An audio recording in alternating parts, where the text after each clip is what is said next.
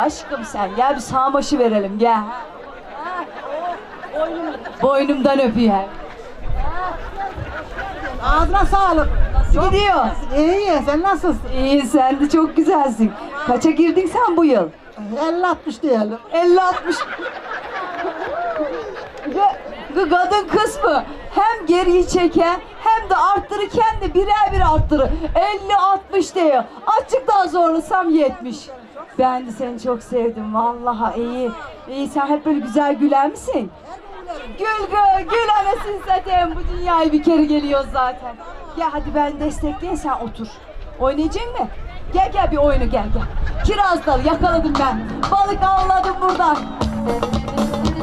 Bak türkünün güzelliğine. Yaşa.